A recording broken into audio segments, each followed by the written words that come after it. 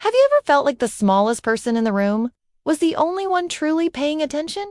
Coco Wild was the youngest in her family, 10 years old, and often overlooked in the swirl of adult chatter and teenage sighs. She didn't speak loudly, and she didn't take up space, but Coco had a gift no one else in the Wild family seemed to notice.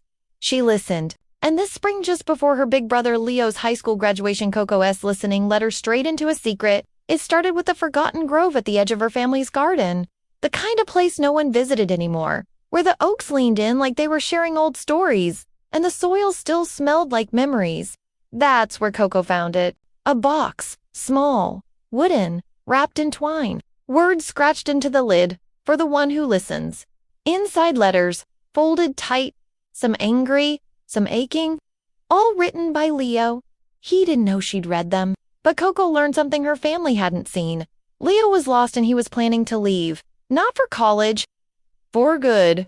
The day before graduation, Coco watched her brother, tall, confident, charming, laugh with their parents and pose for pictures.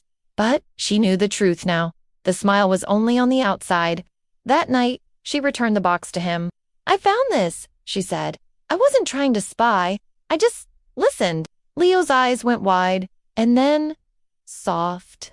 "I was going to leave tonight," he confessed. "Run away. Not because I don't love you guys, but because I don't know who I am anymore."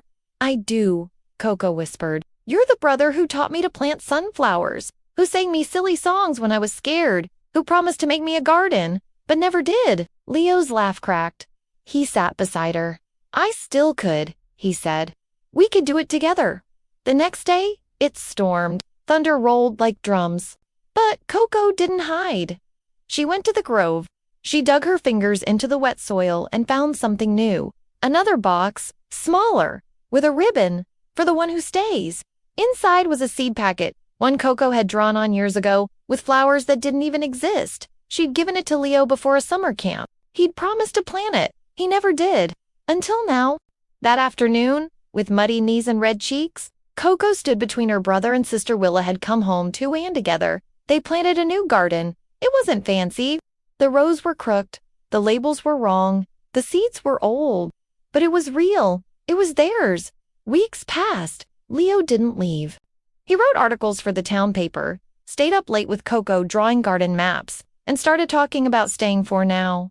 Willa returned to college, but something in her had softened. She called more, visited more, listened more. And Coco? She watched her garden bloom, not just with flowers, but with something stronger, roots.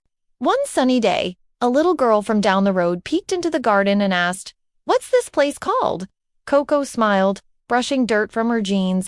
She thought about secrets and storms, about boxers buried and promises kept, about the strength of staying when everyone else runs. Then she said, with quiet pride, "It's called the bloom beneath the storm." And the wind carried those words across the garden like seeds. Because sometimes the smallest hearts grow the biggest things.